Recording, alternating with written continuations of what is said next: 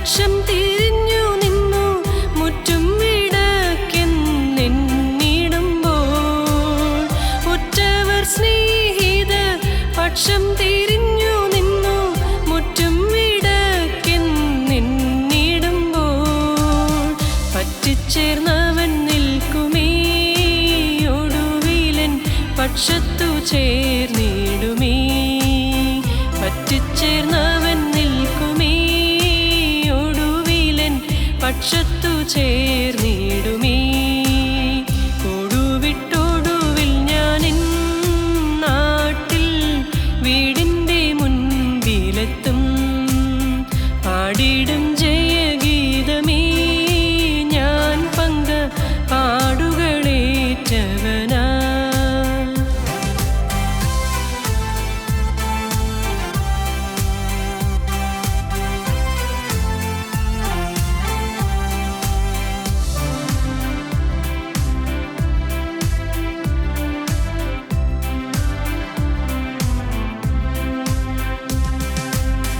ലോകമെനിക്കു വേണ്ട, ലോകത്തിനിമ്പം വേണ്ട, പോകണമേശുവിൻ പാതേ നോക്കി. ലോകമെനിക്കു വേണ്ട, ലോകത്തിനിമ്പം വേണ്ട, പോകണമേശുവിൻ പാതേ നോക്കി. ഏകുന്നു സമസ്തവും ഞാൻ എൻ്റെ ഏകനാഥനെ നിനക്കായി. ഏകുന്നു സമസ്തവും ഞാൻ എൻ്റെ ഏകനാഥനെ നിനക്കായി. കൊടുവിട്ടൊടുവിൽ ഞാനെൻ നാട്ടിൽ വീടിൻ്റെ മുൻപിലെത്തും. പാടിടും ജയഗീതമേ ഞാൻ പങ്ക പാടുകളേറ്റവനാ.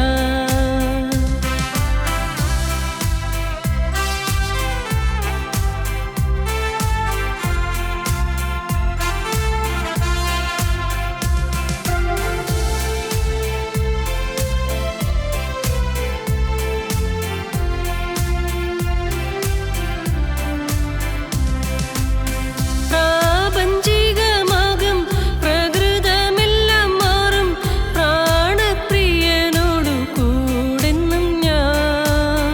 പ്രാപഞ്ചികമാകും പ്രകൃതമെല്ലാം മാറും, പ്രാണപ്രിയനോടു കൂടെന്നും ഞാൻ. പ്രാക്കൾ കണക്കെ പറക്കും നാമന്ന് പ്രാപിക്കും രൂപാന്തരം. പ്രാക്കൾ കണക്കെ പറക്കും നാമന്ന് പ്രാപിക്കും രൂപാന്തരം. കൊടുവിട്ടൊടുവിൽ ഞാനെൻ നാട്ടിൽ വീടിൻ്റെ മുൻപിലെത്തും. പാടിടും ജയഗീതമേ ഞാൻ പങ്ക പാടുകളേറ്റവനാ. പാടിടും ജയഗീതമേ ഞാൻ പങ്ക പാടുകളേറ്റവനാ.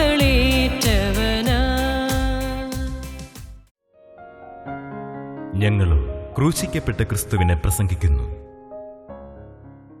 ത്രിയേക ദൈവത്തിന് സ്തുതി. കർത്താവായ യേശു ക്രിസ്തുവിൻ്റെ അതിപരിശുദ്ധ നാമത്തിൽ നിങ്ങൾക്കെല്ലാവർക്കും എൻ്റെ സ്നേഹവന്ദനം. നമുക്കൊരു ചിന്തയിലേക്ക് നമ്മുടെ ശ്രദ്ധ കൊണ്ടുവരാം. 4 സുവിശേഷങ്ങളിലും ഉള്ള ഒരു ഭാഗമാണ് ഞാൻ വായിക്കാൻ ആഗ്രഹിക്കുന്നത്. 4 സുവിശേഷങ്ങളിലും മത്തായിയുടെ സുവിശേഷം അതിൻ്റെ 21-ാം അധ്യായം 1 മുതൽ 17 വരെയുള്ള വാക്യങ്ങളും, മർക്കോസിൻ്റെ സുവിശേഷം 11-ാം അധ്യായം 1 മുതൽ 18 വരെയുള്ള വാക്യങ്ങളും, ലൂക്കോസിൻ്റെ സുവിശേഷം 19-ാം അധ്യായത്തിൻ്റെ 28 മുതൽ 46 വരെയുള്ള വാക്യങ്ങളും, യോഹന്നാൻ്റെ സുവിശേഷം അതിൻ്റെ 12-ാം അധ്യായത്തിൻ്റെ 12 മുതൽ 19 വരെയുള്ള വാക്യങ്ങളും നമുക്ക് സുപരിചിതമാണ്. ആ വേദഭാഗം കർത്താവായ യേശുക്രിസ്തുവിൻ്റെ രാജകീയമായ യാത്ര, യെരുശലേമിലേക്കുള്ള പ്രവേശനം, അതാണ് ഈ 4 സുവിശേഷങ്ങളിലും ഇപ്പോൾ പറഞ്ഞ വാക്യങ്ങളിലെല്ലാം അതാണ് നാം കാണുന്നത്. യേശുക്രിസ്തുവിൻ്റേതായ രാജകീയമായ യാത്ര. കഴുതയിന്മേൽ താൻ യാത്ര ചെയ്യുന്നു. കെട്ടപ്പെട്ട കഴുതയിൽ താൻ കൊണ്ടുവരുവാൻ കൽപ്പിച്ചു. ആ കഴുതയിന്മേൽ യേശു വാഹനമേറി സഞ്ചരിക്കുന്നു, യേശുക്രിസ്തുവിനെ ആരാധിക്കുന്നു, സ്തുതിക്കുന്നു. ആ യെരുശലേം ദേവാലയത്തിലേക്ക് യേശു കടന്നു വന്നു, ആ ദേവാലയത്തെ ശുദ്ധീകരിക്കുന്നു. ദൈവമക്കളെ, ആ ഒരു ഭാഗമാണ് ഈ 4 ഭാഗത്തും നാം വായിക്കുന്നത്. ഒരു സംഭവമാണ് യേശുക്രിസ്തുവിൻ്റെ അവസാനത്തെ യാത്ര, യെരുശലേമിലേക്കുള്ള യാത്ര. മർക്കോസിൻ്റെ സുവിശേഷം 11-ാം അധ്യായത്തിൻ്റെ 3-ാം വാക്യം ഇങ്ങനെയാണ്: ഇത് ചെയ്യുന്നത് എന്ത് എന്ന് ആരെങ്കിലും നിങ്ങളോട് ചോദിച്ചാൽ കർത്താവിന് ഇതിനെക്കൊണ്ട് ആവശ്യമുണ്ട് എന്ന് പറവീൻ. അവൻ ക്ഷണത്തിൽ അതിനെ ഇങ്ങോട്ട് അയക്കുമെന്ന് പറഞ്ഞു. കർത്താവിന് ഇതിനെ കൊണ്ട് ആവശ്യമുണ്ട് എന്ന് പറയും. കർത്താവിന് ആവശ്യമുണ്ട്. ദൈവമക്കളെ, കർത്താവിന് നമ്മെ ഓരോരുത്തരെയും ആവശ്യമുണ്ട്. ഇന്ന് ഈ വചനം കേൾക്കുന്ന ഏത് പ്രായത്തിലുള്ളവരെയും ആവശ്യമുണ്ട്. എന്നെയും നിങ്ങളെയും യേശുവിന് ആവശ്യമുണ്ട്. അതിൽ നിന്ന് ആരും ഒഴിവുള്ളവരല്ല. എല്ലാവരെയും യേശുവിന് ആവശ്യമുണ്ട്. യേശുവിൻ്റെ കരങ്ങളിലേക്ക് നിങ്ങളെ സമർപ്പിക്കാമോ എന്നാണ് യേശു ചോദിക്കുന്നത്. യേശുവിൻ്റെ മുമ്പിൽ വിനയപ്പെടുത്തി കൊടുക്കാമെങ്കിൽ അവൻ നമ്മിൽ വാഹനമേറും. യേശുവിന് നമ്മെ ഓരോരുത്തരെയും ആവശ്യമുണ്ട്. എന്തിനു വേണ്ടിയാണ് ദൈവമക്കളെ? എന്തിനു വേണ്ടിയാണ്? ആ സംഭവം നമ്മൾ ചിന്തിക്കുമ്പോൾ, ഈ സുവിശേഷങ്ങൾ 4 വെച്ച് നാം ഒന്നിച്ചിരുന്ന് ചിന്തിക്കുമ്പോൾ, ദൈവമക്കളെ, അവിടെ ഒരു കാര്യം നമുക്ക് കാണാൻ സാധിക്കും. നഗരം ഇളകി. ആരാ? ഒരു കഴുതയിന്മേൽ യേശു സഞ്ചരിച്ചപ്പോൾ, യേശു വാഹനമേറിയപ്പോൾ നഗരം ഇളകി. ഈ നഗരം ഇളകണമെങ്കിൽ പട്ടണം ഇളകുന്ന ഒരു ശുശ്രൂഷയാണ് അന്ന് അവിടെ നടന്നത്. പട്ടണം ഇളകുന്ന ഒരു ശുശ്രൂഷ. പട്ടണം ഇളകുന്ന ശുശ്രൂഷയ്ക്ക് വേണ്ടി നമ്മെ യേശുവിന് ആവശ്യമുണ്ട്. ദൈവമക്കളെ, അവിടെ ഇളകുന്ന പട്ടണത്തിൽ ജനം ചോദിച്ച ഒരു ചോദ്യമുണ്ട്: ഇവൻ ആരാണെന്ന്. അത് മത്തായിയുടെ സുവിശേഷം 21-ാം അധ്യായത്തിൻ്റെ 10-ാം വാക്യം. അവൻ യെരുശലേമിൽ കടന്നപ്പോൾ നഗരം മുഴുവൻ വിളകി. ഇവൻ ആര് എന്ന് പറഞ്ഞു. ഇവൻ ആര് എന്ന് ചോദിച്ചു. ദൈവമക്കളെ, ഇളകുന്ന പട്ടണത്തിൽ ജനം ചോദിച്ച ചോദ്യമാണ് ഇവൻ ആരാണെന്ന്. കഴുത ഏതാണെന്നല്ല ചോദിച്ചത്, അല്ലെങ്കിൽ ഈ ശിഷ്യന്മാരാരാണെന്നല്ല ചോദിച്ചത്, നമ്മളാരാണെന്നല്ല ചോദിച്ചത്. ദൈവമക്കളെ, ജനം ഒറ്റ ചോദ്യം ചോദിച്ചു: ഇവൻ ആരാണെന്ന്, ക്രിസ്തു ആരാണെന്ന്. ക്രിസ്തു ആരാണെന്ന് ചോദിക്കുന്ന ശുശ്രൂഷ, ദൈവമക്കളെ, അത് ചെയ്യാനായിട്ടാണ് ദൈവം നമ്മെ തിരഞ്ഞെടുത്തിരിക്കുന്നത്. ദൈവത്തിന് നമ്മെ ആവശ്യമുണ്ട്. God has use of you. ദൈവം നമ്മെ ഓരോരുത്തരെയും ഉപയോഗിക്കുവാൻ ആഗ്രഹത്തോടെ, ആവലോടെ നിൽക്കുകയാണ്. ദൈവത്തിന് ചില ഉദ്ദേശങ്ങളുണ്ട്. അത് ഏത് രീതിയിൽ ഉപയോഗിക്കണമെന്ന് കർത്താവിന് മാത്രം അറിയാം. അത് ഇന്ന രീതിയിൽ ഉപയോഗിക്കണമെന്ന് നമ്മൾ പറയണ്ട. ക്രിസ്തുവിൻ്റെ കരങ്ങളിലേക്ക് നമ്മെ സമർപ്പിക്കുമ്പോൾ അവൻ നമ്മെ ഉപയോഗിക്കാൻ തുടങ്ങും. അവിടെ ഇതാ ജനം ചോദിക്കുകയാണ്: ഇവൻ ആരാണെന്ന്, ക്രിസ്തു ആരാണെന്ന്. നമ്മുടെ ഏത് ശുശ്രൂഷയിലും ഇതാ നിറഞ്ഞു നിൽക്കേണ്ടത്, ഉയർന്നു നിൽക്കുന്നത് ക്രിസ്തുവാണ്. ദൈവമക്കളെ, അങ്ങനെ ആകേണ്ടതാണ്. കഴുതയുടെ മേലിൽ യേശു ഇരുന്ന് യാത്ര ചെയ്യുമ്പോൾ കഴുതയെ ആരും കാണുന്നില്ല. വസ്ത്രങ്ങൾ ആ ശരീരത്തിൽ ഇട്ടതുകൊണ്ട്, ആ കഴുതയുടെ മേൽ ഇട്ടതുകൊണ്ട് ജനത്തിന് കഴുതയെ കാണാൻ സാധ്യമല്ല. കാണുന്നത് ക്രിസ്തുവാണ്. അതിൽ ഉയർന്നു നിൽക്കുന്ന രക്ഷകനായ ക്രിസ്തുവിനെയാണ് ദൈവമക്കളെ എല്ലാവരും കാണേണ്ടത്. ഇന്ന് പാട്ടുപാടുന്ന ശുശ്രൂഷയാണെങ്കിലും, സാക്ഷ്യത്തിലൂടെയാണെങ്കിലും, വചന ശുശ്രൂഷയിലൂടെയാണെങ്കിലും യേശുവിനെ മറ്റുള്ളവർ കാണണം. നമ്മെ അല്ല കാണേണ്ടത്, നമ്മുടെ മഹത്വമല്ല കാണേണ്ടത്, നമ്മുടെ തികവോ മികവോ അല്ല കാണേണ്ടത്. ദൈവമക്കളെ, നമ്മുടെ വാചകങ്ങളോ വാക്കുകളോ ഒന്നുമല്ല കാണേണ്ടത്, ക്രിസ്തുവിനെ കാണണം. മാത്രമല്ല, ഒരു കാര്യം കൂടി സംഭവിച്ചു. യോഹന്നാന്റെ സുവിശേഷം 12-ാം അധ്യായത്തിൻ്റെ 19-ാം വാക്യത്തിൽ അവിടെ മതഭക്തര് ഒരു കാര്യം പറഞ്ഞു: ജനമെല്ലാം അവൻ്റെ കൂടെയാണ്, ജനമെല്ലാം അവൻ്റെ കൂടെയാണെന്ന്.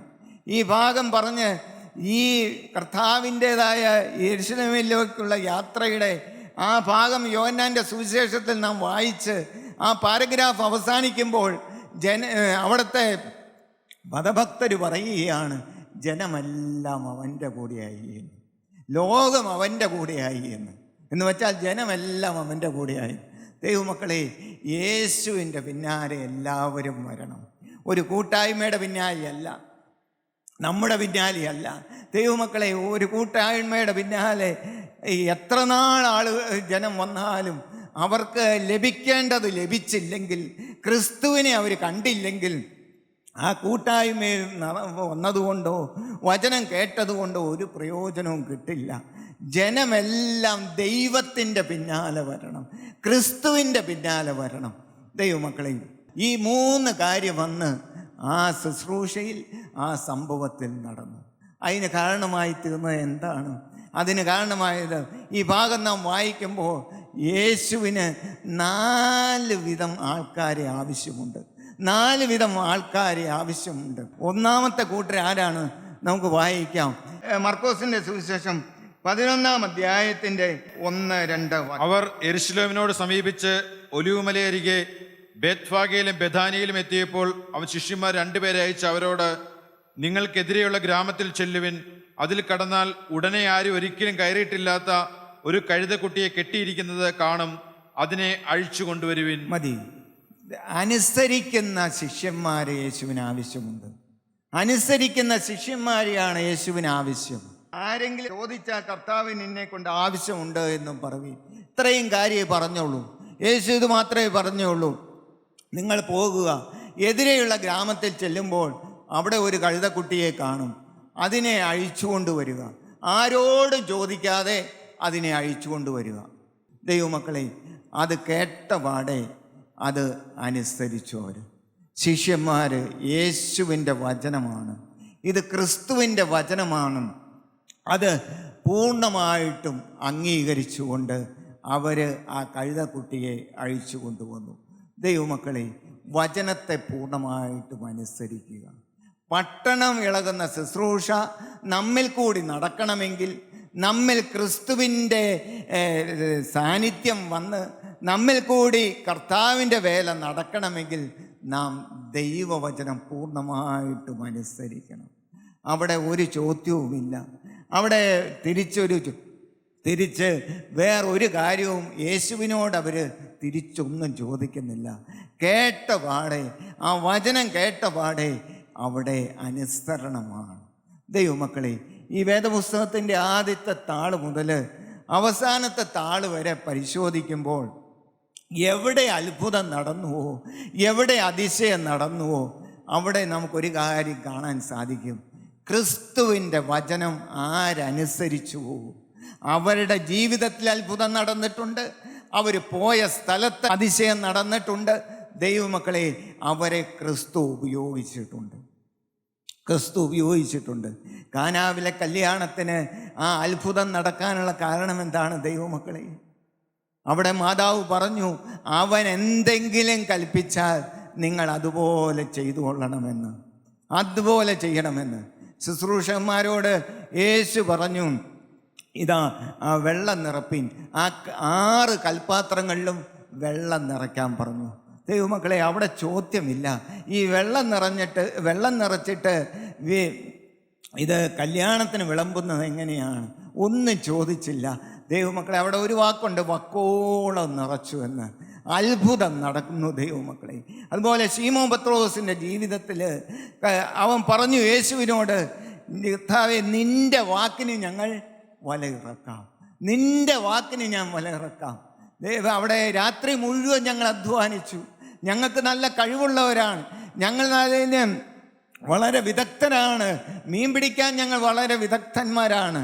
പക്ഷേ ഇന്ന് നിൻ്റെ വാക്കിന് ഞങ്ങൾ വലയിറക്കാമെന്ന്.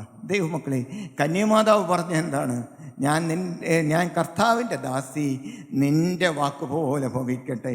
ക്രിസ്തു അവളിൽ ഉരുവായി. ദൈവമക്കളെ, ലൂക്കോസിൻ്റെ സുവിശേഷം 7-ാം അധ്യായത്തിൽ 7-ാം വാക്യം ഇങ്ങനെയാണ്, നീ ഒരു വാക്ക് കൽപ്പിച്ചാൽ എൻ്റെ ബാല്യക്കാരന് സൗഖ്യം കിട്ടും. ദൈവമക്കളെ, ശതാധിപൻ്റെ ബാല്യക്കാരന് വേണ്ടി ശതാധിപൻ പറയുന്നതാണ്, നീ ഒരു വാക്ക് കൽപ്പിച്ചാൽ മതി, ആ നിമിഷം തന്നെ എൻ്റെ ബാല്യക്കാരന് സൗഖ്യം ലഭിക്കും. ദൈവമക്കളെ, ഈ വചനം നിങ്ങൾക്ക് വിശ്വസിക്കാൻ സാധിക്കുന്നുണ്ടോ? നാളുകളായിട്ട് വചനം കേൾക്കുന്നവരല്ലേ, വചനത്തിൻ്റെ കീഴിൽ നാം വന്നിരിക്കുന്നവരല്ലേ? ഈ വചനം നമ്മൾ കേട്ടിട്ട് വീണ്ടും വീണ്ടും നാം ഇത് പരിശോധിക്കാറുണ്ടോ? ജീവിതത്തെ ഈ വചനവുമായി നമ്മൾ തുലനം ചെയ്യുന്നുണ്ടോ?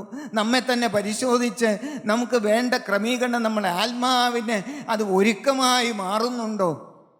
കേട്ട വചനം നമുക്ക് ഉപകാരമായി വരുന്നുണ്ടോ? ദൈവമക്കളെ, എപ്പോഴും വചനത്തെ എതിർക്കുന്ന ഒരു സമൂഹമുണ്ട്, വചനത്തെ ചോദ്യം ചെയ്യുന്ന സമൂഹമുണ്ട്.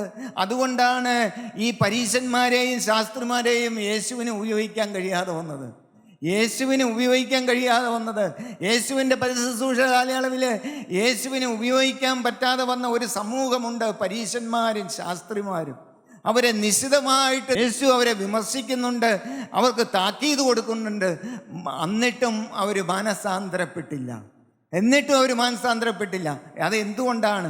അവർ ബുദ്ധി കൊണ്ട് ആലോചിക്കുകയാണ്. യേശുക്രിസ്തുവിൻ്റെ ഓരോ വഴിയും ഓരോ വചനവും അവർ ബുദ്ധി കൊണ്ട് അപഗ്രഥനം ചെയ്ത് പഠിക്കാൻ നോക്കുകയാണ്. ബുദ്ധിയുടെ വഴിയും ദൈവത്തിൻ്റെ വഴിയും ചേർന്ന് പോകുകയില്ല.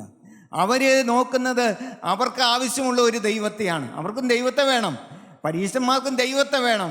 പക്ഷേ അവരുടെ ബുദ്ധിക്ക് ഒതുങ്ങി നിൽക്കുന്ന ഒരു ദൈവത്തെയാണ് അവർ അന്വേഷിക്കുന്നത്. യേശു നോക്കുന്നത് ആരാണ്? യേശുവിനെ അനുസരിക്കുന്ന ആൾക്കാരെയാണ്, യേശുവിൻ്റെ വചനം അനുസരിക്കുന്നവരെയാണ് ക്രിസ്തു നോക്കുന്നത്. ദൈവമക്കളെ, ഹല്ലേലൂയ. ഇതാ, അനുസരിക്കുന്ന ശിഷ്യന്മാരെ യേശുവിന് ആവശ്യമുണ്ട്. രണ്ടാമത് നാം കാണുന്നത് കഴുതക്കുട്ടിയെ യേശുവിന് ആവശ്യമുണ്ട്. യേശുവിന് ഒരു വാഹന മൃഗമായി, യേശുവിന് സഞ്ചരിക്കാൻ ഒരു കഴുതയെ ആവശ്യമുണ്ട്. അക്കാലത്ത് ശ്രേഷ്ഠന്മാരും രാജാക്കന്മാരും സമൂഹത്തിൽ സ്ഥാനവും മാന്യതയുള്ളവരെല്ലാം കുതിരയെയാണ് യാത്രയ്ക്ക് ഉപയോഗിച്ചുകൊണ്ടിരുന്നത്. എന്നാൽ യേശു എല്ലാം മാറ്റി കഴുതയെയാണ് തിരഞ്ഞെടുത്തത്. ഈ കഴുതയുടെ അവസ്ഥയോ, കെട്ടപ്പെട്ട കഴുതയായിരുന്നു.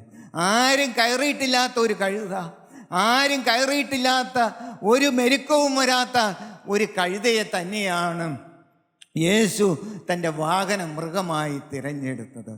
ദൈവമക്കളെ, ഹല്ലേലൂയ. കെട്ടപ്പെട്ട കഴുത. ആ കെട്ടപ്പെട്ട അവസ്ഥയിൽ ഇരുന്നു കൊണ്ട് ക്രിസ്തുവിന് നമ്മെ ആരെയും ഉപയോഗിക്കാൻ സാധ്യമല്ല. ദൈവമക്കളെ, ബന്ധനത്തിൽ കിടന്നാൽ നമുക്ക് ദൈവത്തെ ആരാധിക്കാൻ സാധ്യമല്ല, ദൈവത്തിന് നമ്മെ ഉപയോഗിക്കാൻ സാധ്യമല്ല. നമ്മുടെ കെട്ടഴിയണം. ദൈവമക്കളെ, നാം എന്തെങ്കിലും ചിന്തിക്കാറുണ്ടോ? ദൈവസന്നിധിയിൽ ഒറ്റയ്ക്കിരുന്ന് പ്രാർത്ഥിക്കാറുണ്ടോ? കർത്താവേ, എൻ്റെ ബന്ധനങ്ങൾ എന്തൊക്കെയാണ്? എന്നെ നിനക്ക് ഉപയോഗിക്കാൻ കഴിയാത്ത രീതിയിൽ എൻ്റെ ആത്മീക ജീവിതത്തിൽ എന്നെ മുമ്പോട്ട് പോകാൻ തടസ്സപ്പെടുത്തുന്ന, എന്നെ ബന്ധിച്ചിരിക്കുന്ന എൻ്റെ ബന്ധനങ്ങൾ എന്തൊക്കെയാണ്? ദൈവമക്കളെ, അനേകർ ബന്ധനങ്ങളെ തിരിച്ചറിയുന്നില്ല. അനേകർ ഇങ്ങനെ ഒരു ഒഴുക്കിനനുസരിച്ച് മുമ്പോട്ട് പോവുകയാണ്. ജീവിതത്തെ പരിശോധിച്ച് എന്തെല്ലാമാണ് എൻ്റെ ബന്ധനങ്ങൾ, എൻ്റേതായ പാപത്തിൻ്റെ ബന്ധനങ്ങൾ എന്തൊക്കെയാണ്, എൻ്റെ ജീവിതത്തിൽ വരുന്ന പാപങ്ങൾ എന്തെല്ലാമാണ്, ഞാൻ അറിയാതെ എൻ്റെ ഉള്ളിലൂടെ കടന്നു പോകുന്ന പാപത്തിൻ്റെ ചിന്തകൾ, ആഗ്രഹങ്ങൾ, ആസക്തികൾ, ഇതെന്തെല്ലാമാണ് കർത്താവേ? ഇത് കണ്ടുപിടിച്ച് ആ ബന്ധനങ്ങളെ എനിക്ക് അഴിച്ചു തരണമേ എന്ന് നാം എത്ര പേര് ദൈവസന്നിധിയിൽ നിന്ന് പ്രാർത്ഥിക്കാറുണ്ട്. ദൈവമക്കളെ, ഇന്ന് ബന്ധനങ്ങളുമായി കടന്നു വന്നവരില്ലേ? ശാപത്തിൻ്റെ ബന്ധനങ്ങൾ, പാപത്തിൻ്റെ ബന്ധനങ്ങൾ, രോഗത്തിൻ്റെ ബന്ധനങ്ങൾ. ദൈവമക്കളെ, ഹല്ലേലൂയ. ഈ ബന്ധനങ്ങൾ നാം തിരിച്ചറിയുന്നുണ്ടോ? സാത്താൻ്റെ ബന്ധനങ്ങൾ, ഇതെല്ലാം വേദപുസ്തകത്തിലുള്ള വാക്യങ്ങളാണ്. ഈ ബന്ധനങ്ങൾ കണ്ടുപിടിച്ച് കർത്താവേ, ഈ ബന്ധനങ്ങളിൽ നിന്ന് എനിക്കൊരു വിമുക്തി തരണമേ, എനിക്കൊരു മോചനം തരണമേ. നീ ഇന്ന് കടന്നു വന്നിട്ടുണ്ടല്ലോ, നിൻ്റെ ആത്മാവിടെ ഇറങ്ങി വന്നിട്ടുണ്ടല്ലോ, നിൻ്റെ ആത്മാവിൻ്റെ മുമ്പിലാണല്ലോ ഞാൻ ഇരിക്കുന്നത്. കർത്താവേ, ഇന്ന് കടന്നു വന്നത് എനിക്ക് നഷ്ടമായി തീരല്ല കർത്താവേ. ഈ പകൽക്കാലം ഈ വചനം കേട്ടിട്ട് എൻ്റെ ദൈവമേ, എൻ്റെ ബന്ധനങ്ങൾ അഴിക്കണമേ, എൻ്റെതായ ബന്ധനങ്ങളെല്ലാം അഴിഞ്ഞ് എനിക്ക് നിന്നെ സ്തുതിക്കുവാൻ, ആരാധിക്കുവാൻ, ഞാൻ നിന്നെ സ്തോത്രം ചെയ്യേണ്ടതിന് എൻ്റെ ആത്മാവിനെ കാരാഗ്രഹത്തിൽ നിന്ന് പുറപ്പെടുവിക്കണമേ കർത്താവേ. ദൈവമക്കളെ, നിങ്ങൾ പ്രാർത്ഥിക്കണം ദൈവമക്കളെ. പ്രാർത്ഥിക്കാനുള്ള സമയമാണ്. നമുക്കേറെ കാലം വചനം കേൾക്കാൻ അവസരം കിട്ടുമോ എന്ന് ആരറിയുന്നു ദൈവമക്കളെ. സാഹചര്യങ്ങളെല്ലാം കർത്താവിൻ്റെ രണ്ടാമത്തെ വരവിന് വേണ്ടി ഒരുങ്ങിക്കൊണ്ടിരിക്കുകയാണ്. ഇതാ ഈ പ്രകൃതി ഒരുങ്ങിക്കൊണ്ടിരിക്കുകയാണ്. വചനം കേൾക്കുന്ന നീ എങ്ങനെ ഇരിക്കുന്നു? നമ്മൾ ഓരോരുത്തരും എങ്ങനെ ഇരിക്കുന്നു? നാം ഒരുങ്ങിയോ? നമ്മുടെ ബന്ധനങ്ങൾ അഴിഞ്ഞുവോ? ദൈവമക്കളെ, ഇതാ ഈ കഴുത എന്തിനു വേണ്ടി കെട്ടിയിരുന്നു എന്ന് നമുക്കറിയാൻ പാടില്ല. എന്നാൽ പഴയ നിയമത്തിൽ വായിക്കും, ഇതിനെ കഴുത്തൊടിച്ച് കൊല്ലണമെന്ന്. കുഞ്ഞാൻ്റെ കുട്ടിയെ കൊണ്ട് അതിനെ വീണ്ടെടുക്കുന്നില്ലെങ്കിൽ അതിനെ കഴുത്തൊടിച്ച് കൊല്ലണമെന്ന് സംഖ്യാപുസ്തകത്തിൽ നാം വായിക്കുന്നുണ്ട് ദൈവമക്കളെ. എന്നാൽ ഈ കഴുതക്കുട്ടിയെ അവിടുന്ന് കെട്ടഴിച്ചു കൊണ്ടുവന്നു. യേശുവിൻ്റെ മുമ്പിൽ വന്ന് നിന്നു. യേശുവിൻ്റെ മുമ്പിൽ തലകുനിച്ചു നിന്നു. ആ യേശു കഴുതയുടെ മേൽ വാഹനമേറി ദൈവമക്കളെ ഇതാ പോവുകയാണ്. ഇനി ദൈവമക്കളെ, അവിടെ കഴുതയ്ക്ക് ഇനി ഒരു നിയന്ത്രണവുമില്ല. കഴുതയ്ക്കല്ല ഇനി നിയന്ത്രണം, ക്രിസ്തുവിനാണ് നിയന്ത്രണം. ഏറെ കാര്യങ്ങൾ ദൈവമക്കളെ നമുക്ക് ദൈവസന്നിധിയിൽ ഇരുന്ന് ചിന്തിച്ചാൽ ദൈവത്തിൻ്റെ ആത്മാവ് നമുക്ക് ഇതിൽ നിന്നൊക്കെ നമുക്ക് പറഞ്ഞു തരും ദൈവമക്കളെ. ദൈവീക ആലോചന നാം ഒറ്റയ്ക്കിരുന്ന് വാങ്ങിക്കണം ദൈവമക്കളെ. ഈ വചനം നാം വായിക്കുമ്പോൾ ദൈവത്തിൻ്റെ ആത്മാവ് നമ്മോട് സംസാരിക്കും. നമ്മുടെ സെൽഫ് ഉണ്ടല്ലോ, അത് ഉടയണം. ബ്രോക്കൺ സെൽഫ് എന്ന് പറയും. എല്ലാം സ്വയം ഉടയണം. എനിക്കില്ല കർത്താവേ, എൻ്റെ ആത്മീകമില്ല, എൻ്റെ ഇഷ്ടങ്ങളില്ല, എൻ്റെ താല്പര്യങ്ങളില്ല, എൻ്റെ സുവിശേഷമില്ല, എല്ലാം ഞാൻ താഴെ വയ്ക്കുന്നു കർത്താവേ. ഇനി നിൻ്റെ ഇഷ്ടം മാത്രം കർത്താവേ, എനിക്ക് നിൻ്റെ ഹിതം മാത്രം, എൻ്റെ ഇഷ്ടം ഒന്നും വേണ്ട പ്രിയനെ. നിൻ്റെ ഇഷ്ടം എന്നിൽ നിറവേറണമെന്ന് പാട്ടുകാരൻ പാടുന്നത് പോലെ നാമും ദൈവസന്നിധിയിൽ ആ ക്രിസ്തുവിൻ്റെ കരങ്ങളിലേക്ക് നമ്മുടെ ജീവിതം സമർപ്പിക്കണം ദൈവമക്കളെ. ഇതാ രണ്ടാമത്തത്, കീഴ്പ്പെട്ട് കൊടുക്കുന്ന കഴുതയെ യേശുവിന് ആവശ്യമുണ്ട്. കീഴ്പ്പെട്ട് കൊടുക്കുന്ന വ്യക്തിയെ യേശുവിന് ആവശ്യമുണ്ട്. മൂന്നാമത്, സ്തുതിക്കുന്ന ഒരു ജനത്തെ ആവശ്യമുണ്ട്.